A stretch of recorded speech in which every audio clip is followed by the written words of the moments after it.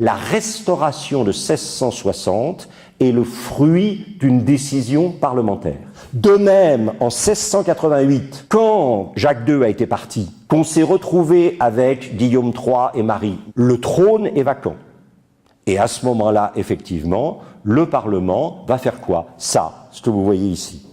C'est ce qu'on appelle le texte de la Déclaration des droits, Declaration of Rights, qui, une fois voté par le Parlement, deviendra the Bill of Rights. Dans la Déclaration des droits, il y a les choses suivantes. The rule of law. Tout pouvoir n'est légitime qu'en tant qu'il est soumis à la loi. Deuxième principe, no taxation without representation. On ne peut pas nous taxer si ces taxes ne sont pas rendues légitimes par le vote de ceux qui représentent ceux qui vont les payer. Troisièmement, pas d'armée en temps de paix, car toute armée en temps de paix peut être utilisée par le roi contre l'opposition comme une force de police. 4. Il n'y aura pas de cour dont la responsabilité sera d'imposer une discipline ecclésiastique, sous-entendu catholique romaine, à l'ensemble de la vie religieuse en Angleterre. 5. Droit effectivement d'envoyer des pétitions au roi. Et puis, dernière chose, freedom of parliament,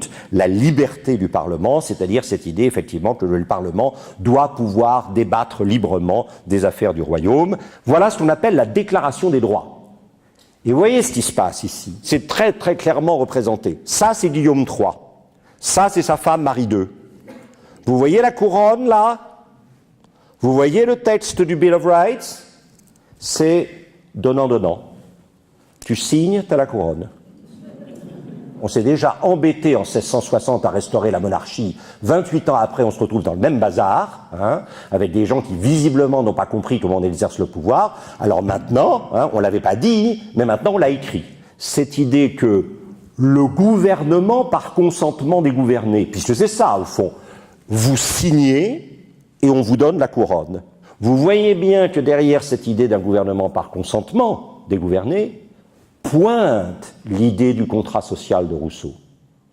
Il ne faut pas vous étonner si tout le XVIIIe siècle, a commencé par Bayle, en passant ensuite bien sûr par Montesquieu, puis par Diderot, par Voltaire bien sûr, et enfin par Rousseau, aura un tropisme politique britannique.